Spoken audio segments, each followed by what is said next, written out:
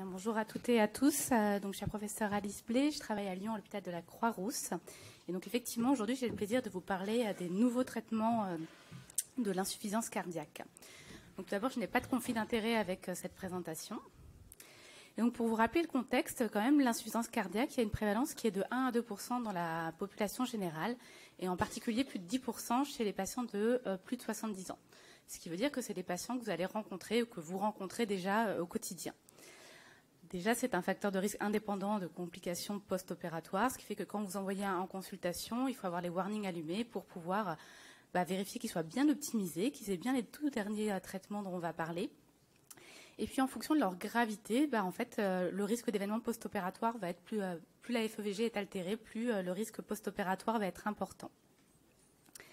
Donc, il y a des recommandations qui sont sorties l'an dernier par la Société de cardiologie européenne sur le management des drogues dédiées à ces patients pour des chirurgies non cardiaques. Et en fait, malheureusement, ça répondait à ce qu'on connaissait entre guillemets déjà, donc la gestion des anciens traitements. Donc, vous savez tous qu'il faut poursuivre les bêta-bloquants, y compris le matin de l'intervention. IEC-ARA2, alors là, il y a une question, il y a une étude qui est en cours par les professeurs Legrand et Gaïa qui s'appelle Stop or Not. On aura, j'espère, bientôt les résultats pour savoir s'il faut arrêter ou non les IEC ou les ARA2. Et puis, antiarythmique, statine, on poursuit, diurétique et antagoniste des récepteurs d'aldostérone, on arrête. Donc ça, entre guillemets, on le savait déjà, donc voilà. On était resté un peu sur notre faim parce qu'en fait, entre-temps, il y a plein de nouveaux médicaments qui sont sortis. Et peut-être que ces noms vous disent quelque chose, ou peut-être pas encore, mais vous allez les rencontrer en tout cas, c'est sûr. Donc il y a l'inhibiteur de la néprisyline avec un ARA2 qui est donc le sacubitril valsartan pour sa DCI, ou l'Entresto pour son nom commercial. Les glyphosines, qui sont les inhibiteurs des SGLT2, on va en reparler juste après, avec en particulier l'empagliflozine et le dapagliflozine. L'agoniste de la guanylate cyclase qui commence à arriver, on a moins de données sur celui-là. Et puis il y a des antidiabétiques qui arrivent progressivement dans le traitement des insuffisants cardiaques, les inhibiteurs de DPP4 et les agonistes des récepteurs GLP1 et qui n'ont pas forcément la même pharmacodynamie et physiologie, entre guillemets, chez les mêmes mécanismes d'action chez les patients diabétiques ou les patients insuffisants cardiaques. Et donc en 2021, il y avait des recommandations également qui étaient sorties par la Société européenne de cardiologie sur le management des patients en insuffisance cardiaque aiguë ou chronique. Alors tout d'abord, un bref rappel. Maintenant, l'insuffisance cardiaque est classée en 3 catégories. L'insuffisance cardiaque à fraction d'éjection réduite, c'est la colonne en rouge, qui est définie par avoir des symptômes, et puis une FEVG qui est inférieure à 40%. À l'extrême opposé, en vert, il y a l'insuffisance cardiaque à fraction d'éjection préservée. Donc déjà, c'est un message très important. On peut être insuffisant cardiaque et avoir une FEVG normale. Et au milieu, bien sûr, la zone grise avec donc les insuffisants cardiaques avec une fraction d'éjection modérément réduite, avec une FEVG entre 41 et 49%. Alors, vous allez voir que c'est important parce qu'en fait, il n'y a pas les mêmes recours pour ces 3 catégories. Donc en 2021, déjà, c'était une assez grande révolution par rapport à ce qu'on a appris il y a quelques années. C'est que maintenant, il y a 2 types de médicaments et ils les ont classés en fonction de 1, je réduis la mortalité. Donc, c'est-à-dire, mon patient, il est insuffisant cardiaque avec une fraction d'éjection réduite, il n'a pas ce médicament, et bien en fait, il n'est pas optimisé, il a un sur-risque de mourir. Donc, c'est quand même pas anodin. Et donc, c'est une quadrithérapie avec justement l'Entresto, des bêta-bloquants, des antagonistes des minéralocorticoïdes, et les SGLT2 inhibiteurs dont on va reparler. Et puis il y a des médicaments qui diminuent les symptômes ou les risques d'hospitalisation pour insuffisance cardiaque, mais pas la mortalité. Et c'est les diurétiques qui vont jouer sur la congestion et donc sur l'hospitalisation du patient, mais pas sur sa mortalité ou un petit peu seulement. Donc là, c'est cette quadrithérapie. Et donc, probablement que l'Entresto, vous commencez à le voir, c'est celui qui a l'autorisation sur le marché la plus ancienne. Les GLT2, peut-être que ça vous dit quelque chose, mais moi, ce n'était pas quelque chose que je maniais parfaitement bien, personnellement. Et on va commencer, du coup, par l'Entresto, qui est le plus ancien. Alors, son nom pharmaceutique qui était avant, quand il était en train de le développer, c'était le LCZ 696. Et donc, c'est 2 molécules, le sacubitril et le valsartan. Alors, le valsartan, vous connaissez, ça agit sur le régime angiotensine le système rénine-angiotensine. Et puis, alors, le sacubitril, qu'est-ce que c'est ce truc-là? C'est un inhibiteur de la néprésiline. Alors, quand on a dit ça, on va me dire, super, c'est quoi la néprésiline? La néprésiline, vous voyez, c'est en bas de la diapositive ici, et ça sert à dégrader les peptides natriurétiques. Et donc, en fait, ça va donc bloquer la dégradation des peptides natriurétiques et donc bloquer en fait toute l'action des peptides natriurétiques, donc la vasodilatation, la diminution du tonus sympathique, donc des choses qui vont nous intéresser chez un patient insuffisant cardiaque. Et ça a été une assez grande révolution, en fait, et il y a beaucoup de révolutions en ce moment dans le domaine de la cardiologie, parce qu'en fait, on voit que les patients qui sont traités soit par un IEC seul, soit par l'Entresto, il y avait une diminution de 20% des hospitalisations et de la mortalité. Donc là, c'est une courbe de Kaplan-Meier, c'est pas de la survie, c'est la probabilité d'avoir un événement, donc soit d'être hospitalisé, soit de mourir. Et donc, il y a moins de probabilité quand vous aviez l'Entresto. Et c'est un médicament qui en fait a plein d'effets, c'est des effets pléiotropes, donc qui peut agir sur les voies de détoxification, bien sûr sur les peptides natriurétiques, on l'a vu. Il agit également sur le contrôle de la glycémie, vous le verrez à la fin de la présentation, l'hypoxie tissulaire, la vasoréactivité. Donc il y a vraiment beaucoup d'actions sur ce médicament. J'en profite pour remercier la docteure Hélène Nouguet qui a réalisé ces travaux et à qui j'ai emprunté plusieurs diapositives pour cette présentation. Et donc la docteure Hélène Nouguet, elle travaille à l'HEGP et puis durant sa thèse de sciences, elle a travaillé beaucoup justement sur l'Entresto et l'inhibition de la néprésiline et la dégradation des peptides natriurétiques. Et donc elle a mis en évidence avec 2 études, dont une qui est pas encore publiée, que ça avait un effet vasodilatateur et que ça diminuait l'hypoxie tissulaire au niveau systémique. Alors, c'est quoi les risques, en fait, si on continue l'Entresto en opératoire? Le risque est d'avoir une hypotension. Et puis, c'est un peu comme avec les IEC, c'est une hypotension qui va résister, entre guillemets, aux vasopresseurs et qui va nécessiter des fortes doses d'amine. Néanmoins, quand on monte les doses d'amine, on y arrive quand même. C'est une vie qui est longue, qui est environ 12 heures. Et donc, ce qui est préconisé actuellement, c'est de l'arrêter le matin de l'intervention. Et en fait, on n'a quand même pas trop de données. Et toujours pareil, l'étude Stop or Not, dont je vous ai parlé sur IEC et ARA2, ce qu'il faut les arrêter avant, ils ont inclus des patients avec Entresto. Donc, il y a un sous-groupe de ces patients qui est en train d'être analysé et qui nous donnera peut-être des éléments de réponse. Et puis, je vous ai dit, la cardiologie, ça évolue hyper vite. Et les recos de 2021, elles sont déjà obsolètes. À tel point qu'ils ont fait une réactualisation là en 2023 et qui est sortie là en début septembre pour refaire un point. Ils ont refait un point parce que donc je vous avais montré que sur les fractions d'éjection réduites, il y avait la quadrithérapie avec notamment les SGLT2, ce qui n'était pas recommandé en 2021 pour les autres types d'insuffisance cardiaque. Et maintenant, pour les insuffisances cardiaques à fraction d'éjection modérément réduite ou à fraction d'éjection préservée, il y a une indication formelle à mettre des SGLT2. Il y a un bénéfice indéniable pour en avoir. Et en fait, il y a eu énormément d'études. Donc, vous voyez ici, c'est les études qu'il y a eu. Alors, je ne sais pas exactement quand elles ont commencé, mais il y en a quasiment une vingtaine qui sont sorties en l'espace de 3 ans. Les SGLT2 en pratique clinique, c'est souvent la dapagliflozine ou l'empagliflozine que vous allez voir. Et en fait, ça a mis en évidence une diminution des hospitalisations liées à l'insuffisance cardiaque, donc une amélioration notable de la qualité de vie des patients insuffisants cardiaques. Comment ça marche? Une nouvelle fois, je pourrais remercier Hélène Nouguet pour cette diapositive. Comment ça marche? De toute façon, ça agit donc au niveau du tube contourné proximal au niveau rénal. Ça a donc des effets métaboliques et notamment ça induit une glycosurie. Et en fait, cette glycosurie, donc elle va réguler bien sûr la glycémie. Et il y a également des effets hémodynamiques avec une natriurèse importante, donc un effet diurétique qui va en fait diminuer le volume plasmatique et donc diminuer la congestion de ces patients insuffisants cardiaques. Ça va avoir également un effet sur la pression artérielle. Ça a également des effets cardiaques, donc c'est encore une fois une molécule assez pléiotrope, avec une action sur la fonction mitochondriale, une activation de la lipolyse et de la cétogénèse. J'attire votre point sur la cétogénèse, on va en reparler juste après. L'inhibition directe de l'échangeur NAH, et ça va réduire la charge en sodium en fait intracellulaire. Et enfin, une action antifibrotique et une action rénale avec une diminution de la rénine, donc sur le système rénine-angiotensine. Donc vous voyez que ça agit vraiment sur plein de points de la régulation hémodynamique. Et il y a des effets donc cardio-rénaux qui sont importants et qui sont indépendants du contrôle glycémique, puisque initialement, c'était développé dans le diabète, ce médicament.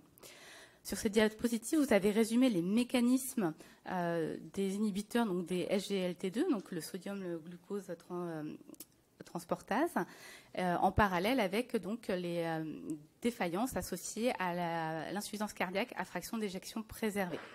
Et donc vous voyez qu'on améliore beaucoup de choses, le NO, le métabolisme, on réduit l'atteinte rénale. Donc il y a vraiment des actions pléiotropes pour ce médicament. Et donc ils nous ont, comme ils l'ont rajouté, ils nous ont dit également les consignes en préopératoire. Et en préopératoire, eh bien, en fait, il y a un risque si on le poursuit avec l'hyperdurèse, donc un peu comme avec des diurétiques, donc d'avoir une hypovolémie sur diurèse osmotique. Et puis il y a surtout un risque d'acidocétose euglycémique qui peut passer inaperçu si on ne la dépiste pas. La demi-vie, elle est longue. Et donc ce qui est préconisé, c'est d'arrêter 3 jours avant l'intervention pour une chirurgie à risque intermédiaire ou majeur. Et donc un des risques, c'est l'acidocétose. La particularité, c'est qu'il n'y a pas d'hyperglycémie. Les signes cliniques, c'est classique par rapport à une acidocétose diabétique, donc des nausées, des vomissements, des douleurs abdominales. Et il va falloir le détecter avec la cétonémie précapillaire. Ça veut dire que si vous ne le cherchez pas, vous ne risquez pas de le trouver. Et vous allez peut-être vous dire, ah ben mon patient, il est en post-op de Chirabdo, par exemple, il a mal au ventre, c'est normal. Ben, c'est normal, sauf qu'il est sous glyphosine, donc sous SGLT2, et qu'en fait, il faut quand même peut-être dépister une acidocétose qui soit passée inaperçue sinon. Et donc, vous allez doser la cétonémie précapillaire. Si vous êtes en période périopératoire et elle est supérieure à 0,6, en cas de chirurgie majeure, ça signe l'acidocétose. En tout cas, ça vous invite à faire un gaz du sang pour trouver une acidose métabolique à taux anionique augmenté. Le traitement, il est similaire à celui de l'acidocétose diabétique hyperglycémique. Il y a quelques nuances quand même. Il faut administrer précocement un soluté glucosé, parce que là, ils ne sont pas hyperglycémiques. Donc, si vous mettez de l'insuline sans glucose, vous allez avoir des complications. Il faut, comme pour l'acidocétose classique, mettre de l'insuline tant qu'il y en a besoin, donc tant que la cétonémie en fait n'est pas redescendue en dessous du seuil. Et puis il faut bien sûr arrêter les glyphosines, donc les SGLT2. Un nouveau médicament également, c'est les agonistes de la guanylate cyclase, le Versiduate. Celui-là, on le connaît un peu moins, c'est peut-être un peu plus utilisé en Amérique du Nord qu'en Europe. Ça augmente l'activation de la guanylate cyclase, donc qui agit sur le GMP cyclique et qui va augmenter la biodisponibilité du NO. Et donc le NO, vous savez tous que c'est un vasodilatateur important, et donc ça régule le tonus vasculaire aussi. Les études ont montré qu'il y avait une baisse de la mortalité de causes cardiovasculaires assez rapidement après l'introduction de ce médicament. Un des effets secondaires, c'est l'hypotension. Et vous voyez à droite, là sur la courbe de Clapton-Meyer, qu'il y avait moins d'événements, effectivement, avec le Vericiguate qu'avec un placebo. Alors, une des questions qu'on est en droit de se poser, parce que ces patients, ils ont en général la quadrithérapie. En moyenne, ils ont quasiment 8 traitements, les patients insuffisants cardiaques. Donc, est-ce que si on met de l'Entresto et du Vericiguate, est-ce que ça fait quelque chose ? Les premiers résultats là, qui sont parus en 2020 dans New England ne sont pas vraiment en faveur de l'association. En tout cas, ce n'est pas délétère, mais ce n'est pas en tout cas synergique. Alors, qu'est-ce qu'on en fait, nous? Alors, déjà, on va aller voir chez les patients qui ont une insuffisance cardiaque avec une FEVG réduite, après une décompensation aiguë et qui reste symptomatique. Il n'y a pas de recommandation, il n'y a pas d'études aujourd'hui, donc ça arrivera probablement dans les années à venir. Et en tout cas, aujourd'hui, ce qui est préconisé, c'est de les arrêter le matin de l'intervention, mais c'est vraiment une opinion probablement d'experts, parce qu'on n'a pas de données. Maintenant, il y a une nouvelle molécule qui était des antidiabétiques initialement, qui sont les agonistes des récepteurs GLP1, donc le glucagon-like peptide 1. C'est l'Ozempic, le semaglutide, et le Trulicity, le dulaglutide, que vous connaissez probablement chez vos patients diabétiques. Ces médicaments, ils ont un rôle à la fois, bien sûr, dans le diabète, donc pour produire de l'insuline et d'augmenter la sensibilité à l'insuline. Et puis, ils ont des rôles également sur la satiété et ils ralentissent la vidange gastrique. Et ça, bien sûr, en tant qu'anesthésiste, c'est quelque chose qui va nous intéresser. Ils sont également utilisés parfois en mésusage pour les patients qui souhaitent perdre du poids. Et il y avait donc initialement un usage chez les patients diabétiques et on a aperçu qu'il y avait une baisse des événements cardiovasculaires chez ces patients et un bénéfice chez les patients insuffisants cardiaques. Ça a été étendu aux patients insuffisants cardiaques et maintenant il y a une indication à les utiliser pour certains insuffisants cardiaques. Il y a également les inhibiteurs de DPP4 que vous connaissez chez les patients diabétiques. Et vous voyez, j'attire votre attention que quand on inhibe le DPP4, en fait, DPP4, il est au niveau de la voie de GLP1 aussi. Donc en fait, les inhibiteurs de DPP4 et les agonistes de GLP1, c'était les mêmes actions en réalité, puisque c'est la même voie à différents niveaux. Là, il n'y avait pas de différence sur les effets cardiovasculaires ni sur les hospitalisations. Et je reviens à notre Entresto du début, donc le sacubitril, l'inhibiteur de la néprisyline. Vous voyez qu'en fait, ils sont tous à peu près sur la même voie métabolique. Alors, ils ont aussi d'autres actions propres chacun, mais ils agissent tous en gros sur la voie du GLP1. Donc, c'est les mêmes cibles thérapeutiques, en tout cas pour le contrôle glycémique. Alors, qu'est-ce qu'on en fait? En fait, on a des recos qui existaient sur le diabète. Donc, on peut se dire, il n'y a pas de recos pour la cardio. Donc, on peut se dire, finalement, c'est des médicaments qu'on avait déjà en gestion sur le diabète. Donc, ça, c'est les fiches pratiques de la SFAR. Et à l'époque, du coup, pour l'inhibiteur de DPP4 et les analogues de GLP1, il fallait arrêter le matin de l'intervention. Alors, je vous dis ça, sauf que regardez, entre les deux, il y a les inhibiteurs de SGLT2. Et il y avait marqué aussi arrêt le matin de l'intervention, sauf qu'on vient de voir qu'en fait, les nouvelles recos, c'est arrêt 3 jours avant. Donc, est-ce qu'on peut vraiment se fier à ça pour le patient cardiaque? La réponse, c'est probablement non. Et d'ailleurs, il y a eu une alerte par la Société américaine des anesthésistes sur les patients qui sont traités par les GLP1. Vous avez peut-être constaté dans vos pratiques aussi des patients qui arrivent avec en fait des estomacs pleins et des risques d'inhalation et de régurgitation énormes, voire des endoscopies qui ne peuvent pas se faire parce qu'en fait l'estomac est plein. Et donc ça pose des vrais problèmes en pratique clinique. Donc ils ont fait une préconisation qui est sortie là le 7 septembre, donc vous voyez c'est tout chaud. Et qui, du coup, statue sur, en tout cas propose, parce que c'est pareil, il n'y a pas de données dans la littérature, donc c'est plus un retour sur les cas cliniques rapportés, propose que si les GLP1 sont administrés de façon quotidienne, d'arrêter et de ne pas prendre donc pas de prise le matin de l'intervention. Si le GLP1 est administré par semaine, donc en sous-cutané, dans ce cas-là, il faut arrêter une semaine avant, donc il faut qu'on ait le temps de voir les malades dans les délais. Et si par contre le GLP1 était donné pour le diabète, et dans ce cas-là, il suggère d'appeler l'endocrinologue pour pouvoir faire une alternative pour contrôler la glycémie, ce que vous allez vous retrouver avec sinon des hyperglycémies en péropératoire, si jamais c'était pour cette indication. Il n'y a pas de données pour suggérer de réduire la durée du jeûne, donc c'est les règles de jeûne standard. Et puis si vous avez une chirurgie urgente avec un patient qui est sous GLP1, il faut considérer votre patient comme un estomac plein. Le jour de la chirurgie, il faut poser la question à votre patient, de toute façon, il va vous le dire en général, est-ce qu'il a des symptômes gastro-intestinaux? Alors, qu'est-ce que c'est ces symptômes? C'est des nausées, des ballonnements, parfois des vomissements. Et donc, s'il en a, il y a un risque majeur de régurgitation et d'inhalation et d'estomac plein. Donc, dans ce cas-là, il faut discuter en fonction du geste, le report du geste, ou alors il faut considérer le patient comme un estomac plein. Mais discutez bien avec notamment vos endoscopistes, parce que s'il vous dit si tu l'endors, et puis en fait il met son endoscope et il ne voit rien vu que l'estomac est plein, on a pris un risque inutile pour le malade. Qu'est-ce qui se passe si cette fois le patient il n'a pas de symptômes gastro-intestinaux? Vous êtes tout content, vous dites je peux l'endormir. Attendez 3 secondes. Est-ce qu'il a bien arrêté ses GLP1? Donc pas de prise le matin si c'était tous les jours, et une semaine avant si c'était par semaine. Oui, super, vous y allez. Non. Là, vous êtes en difficulté. Alors, qu'est-ce qu'on fait? Parce que là, finalement, on est à nouveau avec un risque de régurgitation et inhalation majeure. Alors, si vous avez de l'écho gastrique, un échographe à disposition et que vous savez en faire, super. Vous faites l'écho gastrique, l'estomac est vide. Allez, banco, on y va. Si jamais vous avez un estomac plein, là, on retourne sur la catégorie, on discute le report ou on fait une anesthésie pour un estomac plein. Et pareil, si ce n'est pas disponible, vous réagissez, si vous n'avez pas d'échographie gastrique et qu'il n'a pas arrêté le GLP1, vous faites le même raisonnement. Vous considérez votre patient comme un estomac plein jusqu'à preuve du contraire et vous discutez le report ou vous le considérez comme un estomac plein. En conclusion, avec ces nombreux nouveaux traitements, il y a encore beaucoup de questions et d'interrogations.